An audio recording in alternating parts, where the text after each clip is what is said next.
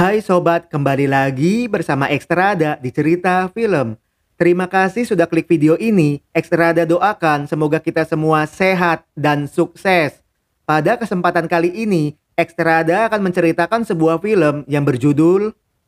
Film ini menceritakan tentang orang kaya di Tamil yang pura-pura miskin demi menguras harta para orang kaya di India Selatan. Karena strategi yang jitu, ratusan juta bisa dengan mudah didapatkan. Apesnya, strategi tersebut ternyata ilegal di India dan membuat orang kaya di Tamil terancam. Tanpa berlama-lama, kita langsung saja ke alur cerita. Dan jika kalian suka dengan video ini, jangan lupa like, share, komen, dan subscribe agar channel ini terus berkembang.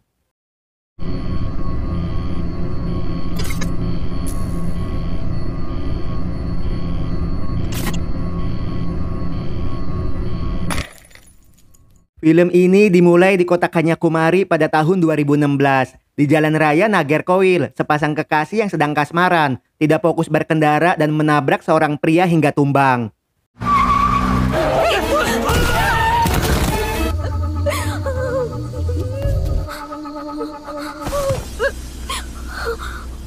Dua bulan sebelumnya di kota Chennai, dalam sebuah kafe, nampak seorang wanita datang berkunjung. Dia adalah Sadhana, seorang jurnalis majalah lokal. Dengan bangga, Sadhana menginfokan bahwa sahabatnya Varun adalah salah satu dari 25 bintang top entrepreneur di kota Tamil. Dalam majalah ternama, Varun adalah salah satu koki tunanetra terbaik di Tamil dan sukses membangun kafe. Ada entrepreneur. Kemudian, beberapa pengunjung memvideokan aksi Varun yang sedang memasak demi diupload ke sosial media.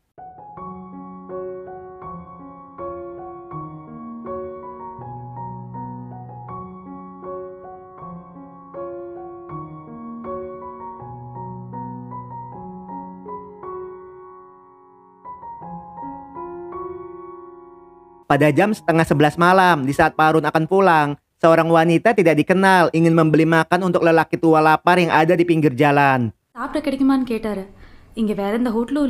Demi tujuan mulia, Varun pun tidak kuasa menolaknya.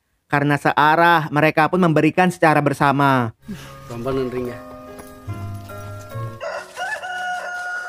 Di usia Varun yang ke-25, sang ibu memberikan kode agar Varun segera menikah. Dengan tenang, Varun mengalihkan topik pembicaraan.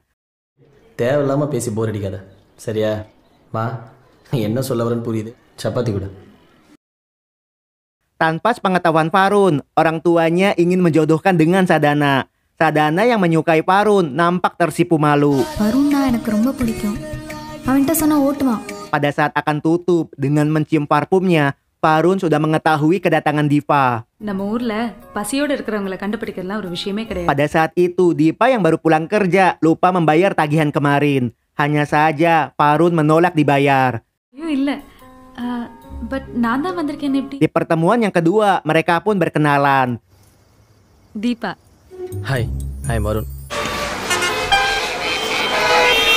Dipa mengaku baru bekerja menjadi pelayan toko Tanah Abang dengan gaji di bawah UMK.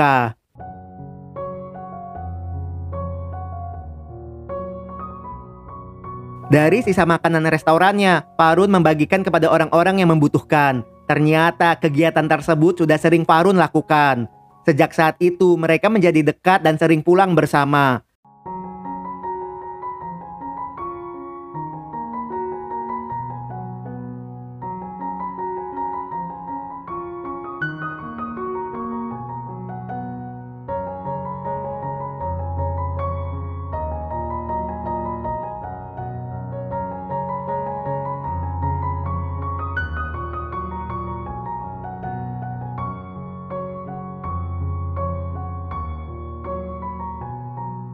Suatu hari, seorang rentenir mengingatkan Dipa dengan cicilan yang akan jatuh tempo.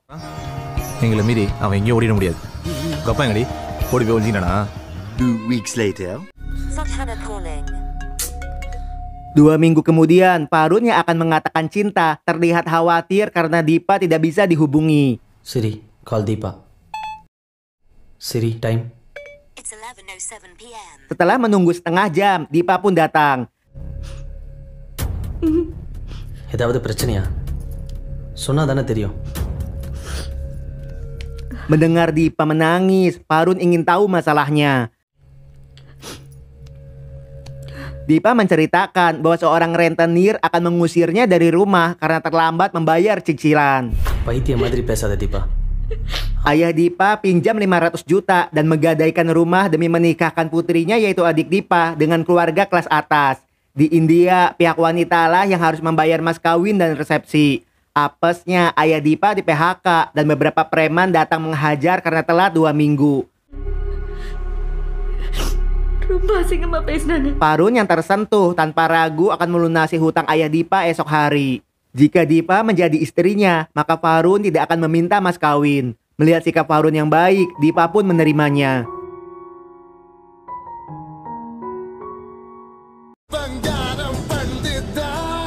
Dari kejauhan, Sadana nampak cemburu dengan kedekatan mereka. Pulangnya, sebuah mobil yang menerobos lampu merah tanpa sengaja menabrak Parun dan kabur.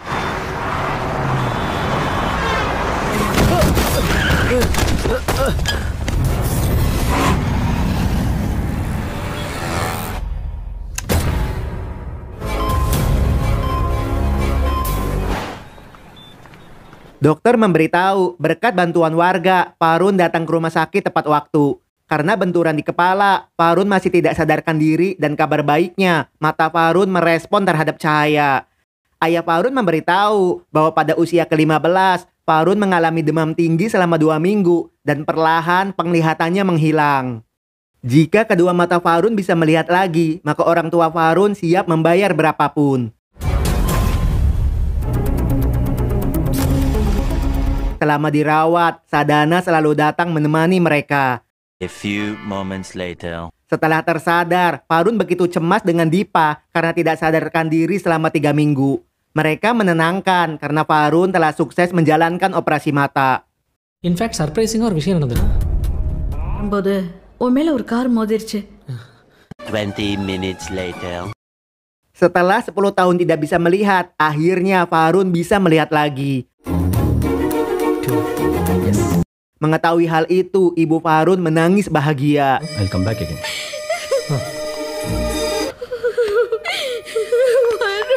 Mendengar Parun selalu menanyakan Dipa, dengan kecewa Sadana berpamitan pulang. Parun pun menceritakan semuanya tentang Dipa. அவ என்னதான் நம்பிட்டு இருந்திருப்பாள? Malangnya, orang tua Parun tidak pernah tahu tentang Dipa karena HP Parun hilang di saat kecelakaan. Daily வருவான்னு சொல்கிறேன், கொஞ்சம் ப்ராக்டிக்கலாக யோசிச்சு பாரு. Merasa bersalah, Parun mencari keberadaan Dipa di setiap toko Tanah Abang.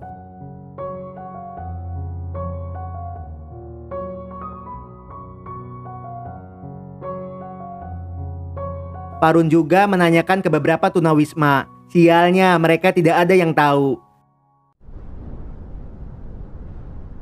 Dalam sebulan terakhir, berita di koran pun tidak ada kasus tentang hutang piutang. 1 bulan berlalu, sang ibu mendiamkan Parun karena tidak bisa melihat cinta Sadana. Ma, Parun pun tersadar dan meminta maaf kepada sang ibu. Sorry. இப்போ எனக்காக கொஞ்சம் cerium please. Parun menyadari bahwa Sadana adalah wanita baik yang selalu ada di saat Parun membutuhkan. Tanpa disangka, Parun mengatakan cinta. Sadana pun terharu karena cintanya tidak akan bertepuk sebelah tangan lagi. Sejak saat itu, mereka resmi pacaran. Gak perlu waktu lama, mereka pun tunangan dan akan segera menikah.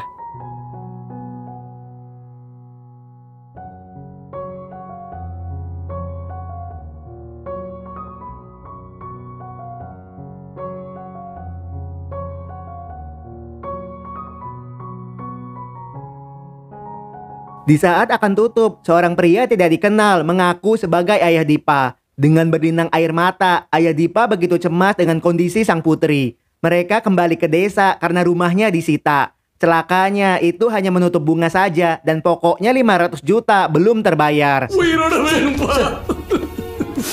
Sebagai gantinya, Dipa pun diculik dan akan tumbang jika lapor polisi. Parun yang iba berjanji akan membantu. Deepa வரல? அவ எங்க இருக்கா? Tanpa sepengetahuan keluarga, Parun bergegas pergi ke lokasi. Melihat kondisi Dipa, tanpa pikir panjang, Parun menyerahkan tebusan. Naasnya Ayah Dipa tertembak.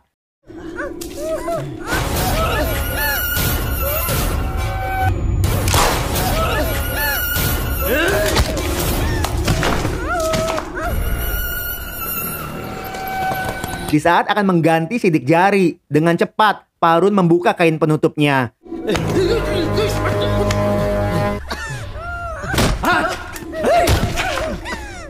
Setelah posisi aman, sang korban ternyata orang lain. Mendengar suara peluit polisi, Parun yang takut disalahkan dengan cepat meninggalkan lokasi. Sesampainya di rumah, Parun menceritakan kejadiannya. இல்லைம்மா. Keluarga begitu terkejut karena itu adalah mas kawin dari Sadana. காலையில் ஒரு பையோட வெளில போனதா அத்தை சொன்னான். டேய் எத்தனை தடவை உனக்கு ஃபோன் பண்ணுறது? Dengan marah, Sadana begitu kecewa karena Parun masih belum move on dan membatalkan pernikahan mereka. எல்லாம் எதுவும் இல்லைன்னு மண்டை ஆட்டிட்டு இப்ப திரும்ப அவ பின்னாடி ஓடுற. சாதனா ப்ளீஸ். மா வாங்க போலாம். 1 week later. Di saat pulang kerja, Parun mendengar berita bahwa ayah Dipa menjadi korban tabrak lari di kota Kanyakumari.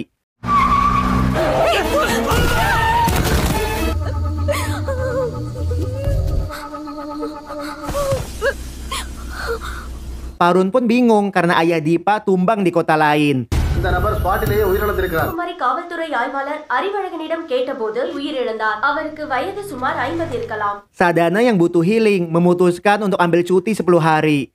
Merasa ada yang janggal, Parun pun bergegas pergi. Setibanya di kota Kanyakumari, Parun memilih menginap di hotel dekat kejadian. Inspector வர சொன்னாரு. துப்பாக்கி கொண்டு வரலையா? Di lain sisi, seorang polisi junior bernama Panju ditugaskan Inspektur Arifa untuk mengawasi ikan asin ibunya agar tidak dimakan hewan liar. என் ஃப்ரெண்டை தான் பார்க்க போகிறேன். டேய் காக்கா. Kemudian Panju berhasil merazia 2 pemuda yang terlihat mabuk dan tidak pakai helm. Alih-alih diapresiasi, justru Panju malah dimarahi inspektur karena mereka sedang syuting film. Dengan meledek, Inspektur Arifa ingin Panju menangani korban tabrak lari dan jika gagal lagi, maka Panju akan selamanya menjadi junior.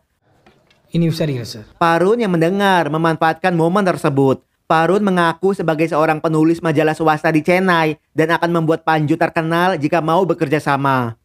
Merasa di momen yang tepat, tawaran Parun pun diterima. கண்டுபிடிக்கணும். கையை கொடுங்க.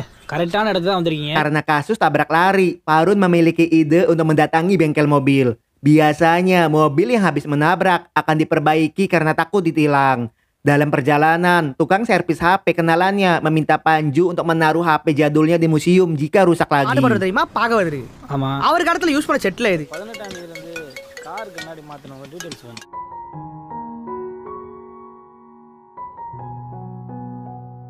Setelah mencari ke berbagai bengkel, mereka menemukan alamat seseorang yang mengganti kaca mobil sehari setelah tanggal kejadian.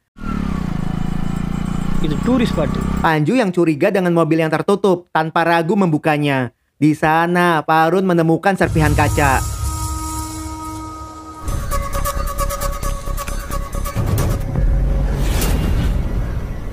Di lain sisi, di saat Sadana sedang healing, dengan memohon, Ibu Parun minta tolong karena putranya pergi ke Hotel Sunrock di kota Kanyakumari untuk berbisnis. Namun tidak ada kabar selama beberapa hari. வேலை முடிஞ்சதை நானே கூப்பிட்றேன். அப்பா சொல்லிடுனா. ஏய் நில்றா, எதுக்கு நான் போறேன்? Sadana yang masih kecewa tidak menghiraukannya.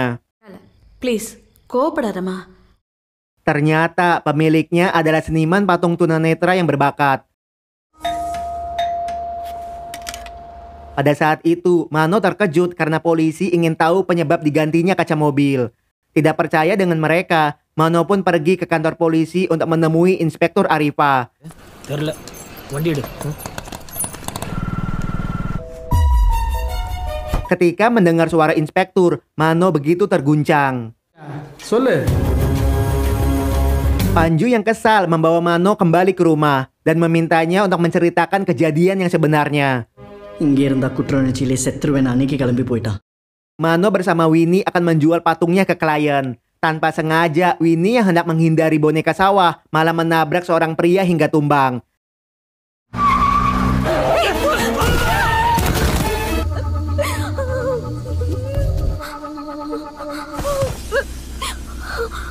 Karena panik, mereka pun kembali ke rumah.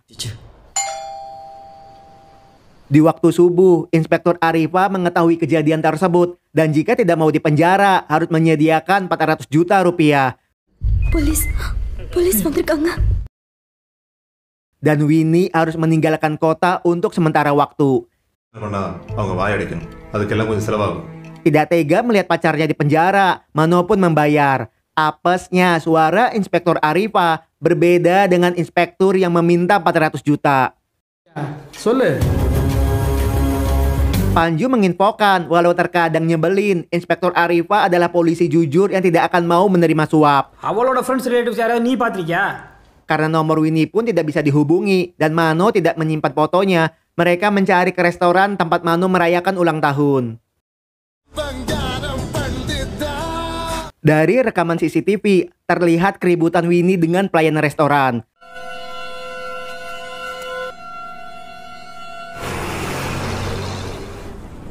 Manajer memberitahu bahwa pelayan tersebut telah kabur karena terbukti mengambil foto para wanita secara diam-diam. Pihak restoran tidak melaporkan pelayan karena akan membuat nama restoran menjadi buruk. யோ சொல்லியான்றல sir Dari alamat yang diberikan manajer, mereka pun datang mencari. ஓடிட்டு இருந்தேன் இப்போ அதுக்கு ஆப்போசிட் இல்ல Tetangga pelayan meminta mereka untuk menemuinya di lapangan. அப்ப நம்மளோட அடுத்த டார்கெட் Ashwini. Melihat polisi datang mencari, sang pelayan pun mengambil langkah 1000 bayangan. Aksi kejar-kejaran pun tak bisa dihindari.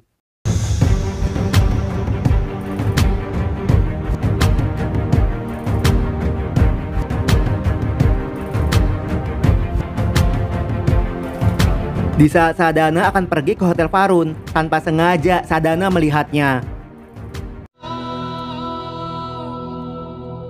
Farun yang berhasil menangkap dengan cepat membuka galeri HP pelayan. Banyak foto para wanita yang berhasil dikoleksi, termasuk pacar Mano.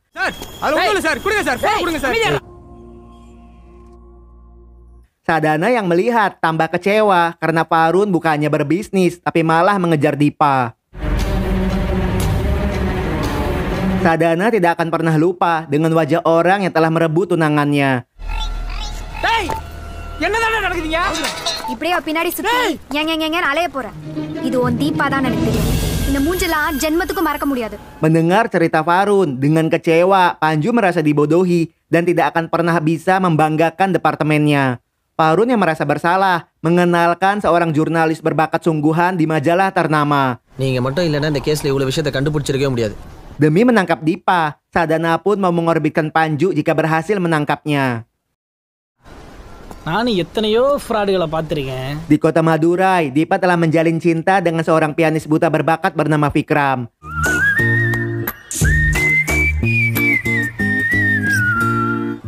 Priya, எங்க இருக்க நீ? Melihat piagam Mano sama seperti Farun, mereka menduga bahwa sejauh ini korban Dipa adalah pria buta yang mapan.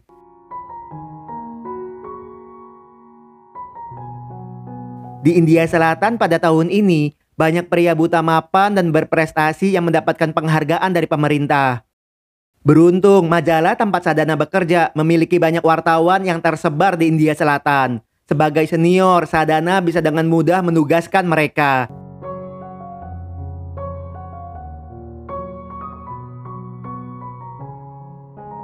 Panju pun minta bantuan temannya untuk mencari tahu latar belakang Dipa. 3 days later. Beberapa hari kemudian, tim Sadana berhasil menemukan Dipa di kota Madurai. Panju memberitahu bahwa Dipa adalah Pasundara, anak yatim piatu yang memiliki satu paman bernama Raffi. 3 tahun yang lalu, Dara adalah karyawan toko emas di kota Trichy. Dara dipenjara 6 bulan karena tertangkap basah mengganti emas asli dengan yang palsu.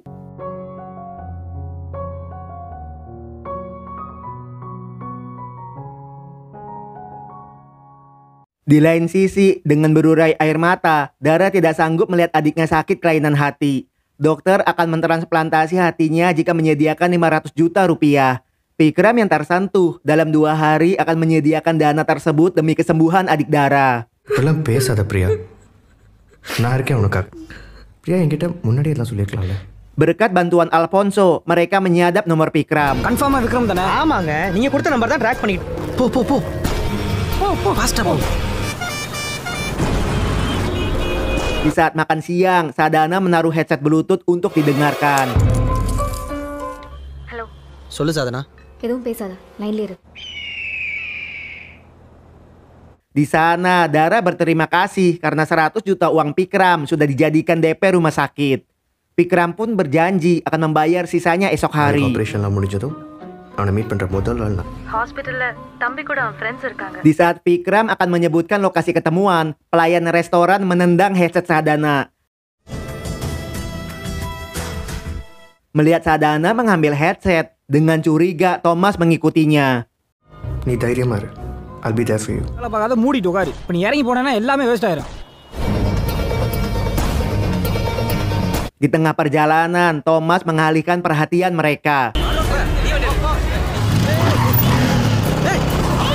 Di saat Panju meminta lokasi Vikram, HP Alfonso terjatuh dan error.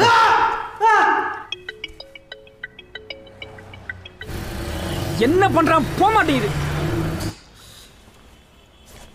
Di penginapan Dara, Thomas meminta Dara untuk membatalkan rencana karena Parun datang mencari Dara dan kemungkinan bersama polisi. Tiba-tiba Dara menghajar karena itu adalah kesalahan Thomas dan Raffi.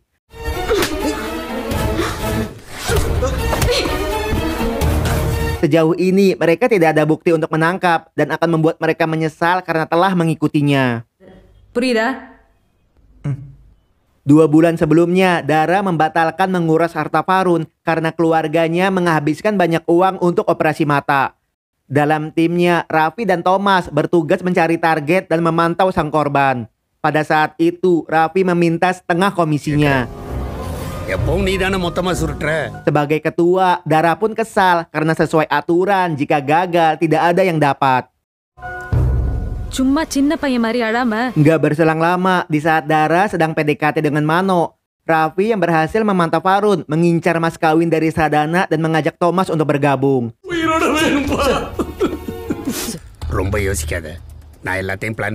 Tanpa sepengetahuan Dara, mereka meneruskan aksinya.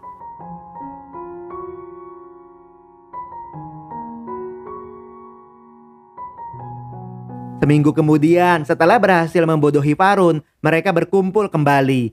Dara pun curiga melihat outfit mereka yang serba baru dan mahal.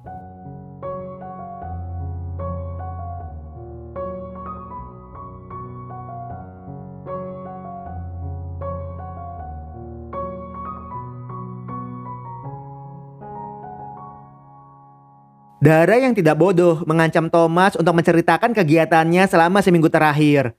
உன் தொண்டையில சொருக எனக்கு ஒரு செகண்ட் ஆகாது. சொல்றா. உன் தொண்டையில சொருகினத. Mendengar Raffi adalah dalangnya, Dara pun kecewa karena tim ini akan bubar jika anggotanya tidak saling jujur.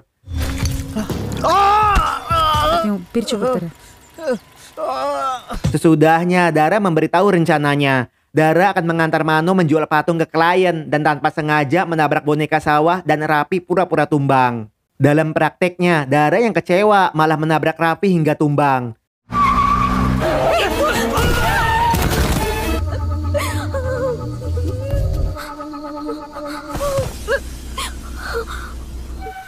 Ashwini, நீ எங்க இருக்க?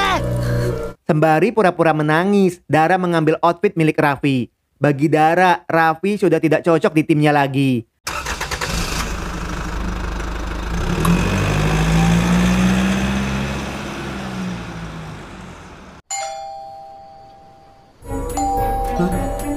யார் அஸ்வினி?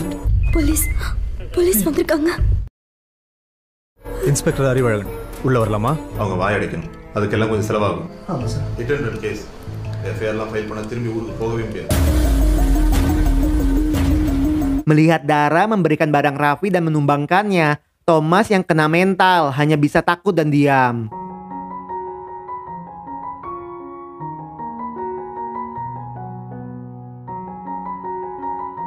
புரியுதா?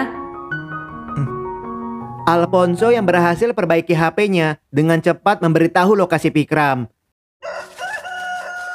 Di hari berikutnya, sebelum berangkat, pelayan apartemen dengan sembunyi melempar sebuah HP. Setelah menguras rekening Vikram, dengan sengaja Dara memberikan senyuman manja kepada mereka.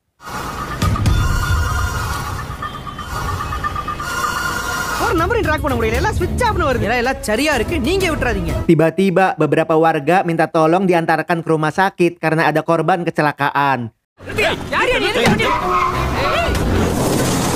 Dengan pintar, Dara menonaktifkan HP Vikram.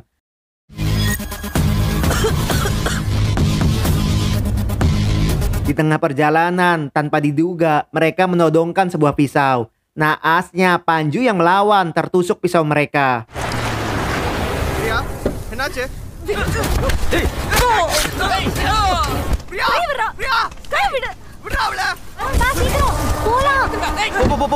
Selagi Sadana mengantar Panju ke rumah sakit, Farun minta Alfonso melacak nomor HP-nya.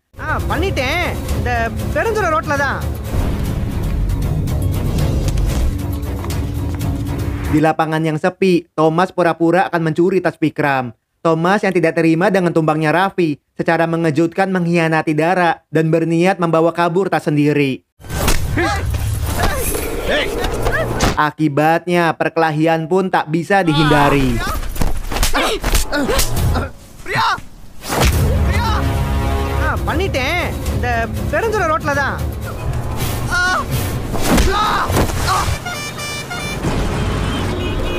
Di saat Thomas teralihkan, dengan cepat Dara menghajar balik.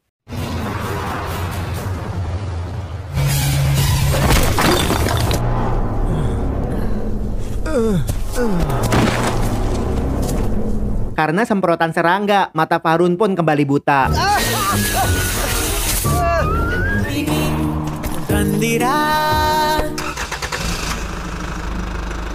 Mendengar suara mobil akan menabraknya, Farun berlari dan membawa Dara ke lokasi jebakan.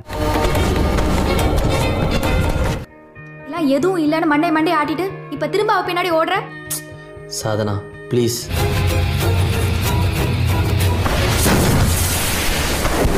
Farun yang mengandalkan indera pendengaran berhasil melumpuhkan Dara.